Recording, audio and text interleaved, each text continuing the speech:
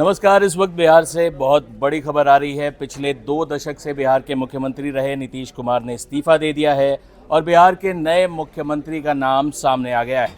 जिनकी ताजपोशी होने जा रही है उनका नाम सम्राट चौधरी। काफ़ी कयासों का दौर चल रहा था। हमारे साथ प्रतिभा जी भी हैं।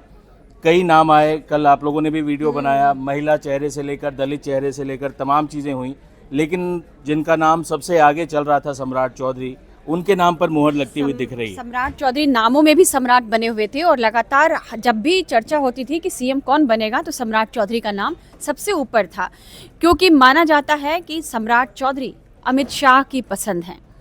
वो आरजेडी और जेडीयू के रास्ते पहुंचे बीजेपी में। पूरा बता दूं सम्राट चौधरी के राजनीतिक करियर के बारे में थोड़ा आदर्श। 2017 में वो बीजेपी में आए और आप देखो कि आज 2026 है ना। अभी इतने कम सालों में उन्होंने बिहार में बीजेपी में अपनी इतनी बड़ी पैठ बना ली कि आज वो मुख्यमंत्री की कुर्सी पर पहुंच गए हैं। महज कुछ सालों में सम्राट चौधरी बिहार बीजेपी के बहुत बड़े नेताओं में गिने जाने लगे। डिप्टी सीएम रहे नीतीश कुमार के, उसमें अभी भी वो डिप्टी सीएम हैं और होम मिनिस्ट्री जैसा उनको इतना बड़ी जिम्मेदारी दी गई, इतना बड़ा भार मिला। और जिस दिन उनको ये मिला था, ये जिम्मेदारी दी गई होम मिनिस्ट्री की, उसी दिन से ये कहा जाने लगा था कि सम्राट चौधरी को ये जिम्मेदारी इसलिए दी गई है क्योंकि आगे चलकर उनको बिहार की कानून व्यवस्था का जिम्मा पूरी तरह से संभालना है। और मुझे लगता है कि सीएम रहते हुए होम मिनिस्ट्री भी अपने पास रखेंगे। और एक चीज़ और है, इसका संकेत जो है कि सम्राट चौधरी ही सीएम बनेंगे। आपको याद होगा आदर्श कि नीतीश कुमार ने एक रैली में, आपने स्टोरी भी की थी कि नीतीश कुमार ने एक रैली में सम्राट चौधरी के कंधे पर हाथ रखकर कहा कि आपको इनको आगे बढ़ाना है।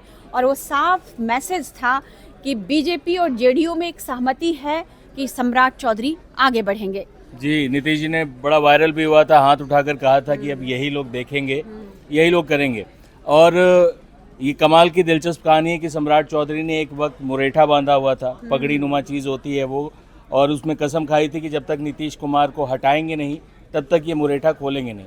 बाद में नीतीश कुमार वापस बीजेपी के साथ जुड़े और उन्हीं के नेतृत्व में सम्राट चौधरी ने न सिर्फ काम किया बल्कि ये भी कहा जा रहा है कि नीतीश की पसंद भी सम्राट थे। मतलब नीतीश कुमार ने भी उनके लिए बैटिंग की है जो निर्णायक साबित हुआ। और उन्होंने नीतीश कुमार के डिप्टी, मतलब उस नीतीश कुमार के उसमें काम करते हुए उन्होंने डिप्टी सीएम रहते हुए नीतीश कुमार का भरोसा भी जीता। और आप अक्सर देखते होंगे कि नीतीश कुमार के साथ वो खड़े रहते हैं। आज भी जब नीतीश कुमार इस्तीफा देने गए तो सम्राट चौधरी उनके साथ ही रहे। और एक दिलचस्प बात है जो दर्शकों को बताना ज़रूरी है कि जिस बीजेपी का आज मुख्यमंत्री बन रहे हैं सम्राट चौधरी, उसी बीजेपी ने 1999 में उनको मंत्री की कुर्सी से उतरवा दिया था। वो किस्सा दिलचस्प है। 1999 में जब वो राबड़ी देवी सरकार में मंत्री बने तो उनकी उम्र को लेकर विवाद हो गया। कहा गया कि वो 25 साल के नहीं हैं, इसलिए मंत्री नहीं बन सकते और उन्हें काफ़ी विवादों के बाद ये कुर्सी छोड़नी पड़ी। तो जिस बीजेपी की वजह से पहली बार मंत्री बने और कुर्सी से उतरे, आज उसी बीजेपी की वजह से सम्राट चौधरी बिहार के सम्राट बन गए हैं और बिहार की कमान जो है अब उनके हाथ में आ गई है। आदर्श, एक सवाल है मेरे पास कि जो नीतीश कुमार सुशासन बाबू जी, आपको क्या लगता है कि जो एक आदर्श फिट करके गए हैं, जो आदर्श बना करके गए हैं नीतीश कुमार सुशासन को लेकर के बिहार में, सम्राट चौधरी या बीजेपी जो आने वाली सरकार है, क्या अब वो उस परिपाटी को कायम रख सकेगी? बिहार में कानून व्यवस्था का जो मामला है वो प्रायोरिटी में रहेगा? बीजेपी एक कहते हैं कि मील का पत्थर बनाएगी यहाँ पर कुछ? देखिए, बिल्कुल, खासकर बिहार जो है वो पहली बार बिहार में बीजेपी का मुख्यमंत्री होगा। हमेशा वो नंबर 2 की पार्टी रही है। नीतीश कुमार की लेगेसी बहुत बड़ी है, जेपी आंदोलन से लेकर अभी तक की, और देश के one of the senior most नेताओं में नीतीश कुमार का नाम शुमार होता है। अभी नरेंद्र मोदी ने भी, प्रधानमंत्री ने भी उनके पूरे कार्यकाल के बारे में बताया था राज्यसभा में जाते वक्त कि कैसे उनका इतना विशाल अनुभव है। बिहार में कई गेम चेंजर फैसले नीतीश कुमार ने किए हैं, शराबबंदी से लेकर महिलाओं को लेकर जो कानून बनाए उन्होंने, जो आरक्षण दिया है, ये कई ऐसी चीज़ें हैं जो देखने वाली बात हैं कि शराबबंदी की नीति आगे जारी रहेगी कि नहीं रहेगी। नीतीश कुमार की जो सुशासन की लेगेसी है, 3 चीज़ों में नीतीश कुमार कहते थे कि क्राइम में, करप्शन में और कम्युनलिज्म में तीनों चीज़ों में नीतीश कुमार के रहते एक समझौता नहीं हुआ। बीजेपी रहते हुए भी अपने उन धार्मिक एजेंडों को नहीं चला पाई जो बाकी राज्यों में मुख्य धारा की राजनीति में आ जाते हैं। तो बिहार इस मामले में अलग रहा है। अब पोस्ट नीतीश क्या वो जो कैरेक्टर है वो बरकरार रह पाएगा या नहीं, ये एक बड़ा सवाल होगा और ये कुछ दिनों बाद दिखना शुरू हो जाएगा। सम्राट चौधरी कुछ दिनों बाद उनके अंदर ये छटपटाहट होगी भी कि वो अपनी एक अलग छवि बनाए, नीतीश कुमार के साए से निकलें।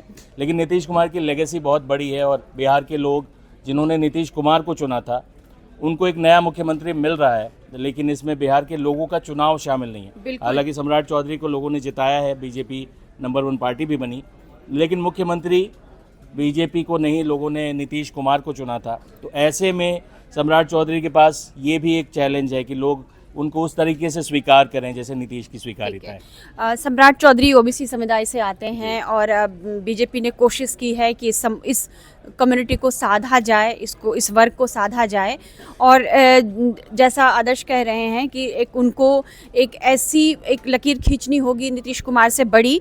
और जो बुलडोजर एक्शन शुरू हुआ, आपने देखा कि एक दो कुछ घटनाओं में, जैसा कि बीजेपी अन्य राज्यों में भी करती है कि अपराधियों पर, माफियाओं पर काबू करने के लिए, उन पर लगाम लगाने के लिए बुलडोजर एक्शन होते हैं।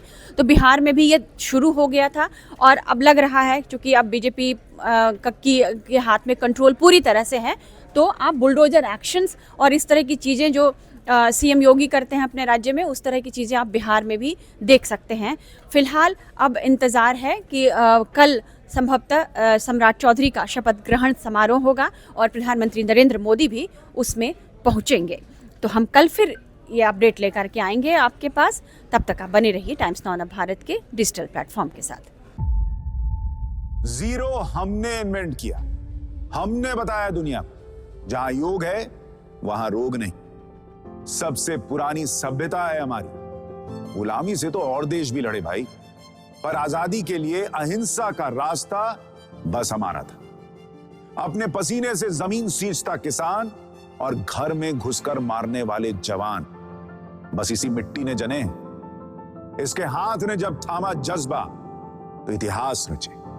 कदम बढ़ाए तो चांद का वो हिस्सा चूमा भाई जहां कोई कभी नहीं पहुंचा। आज पूरी दुनिया में शान से लहरा रहा है तिरंगा और इसके पीछे है गर्व से भरी अनगिनत कहानियां जो लिखी जा चुकी हैं और लिखी जा रही हैं, जिन्हें मैं सुनाऊंगा राष्ट्रगर्व रोज शाम 6:25 पर।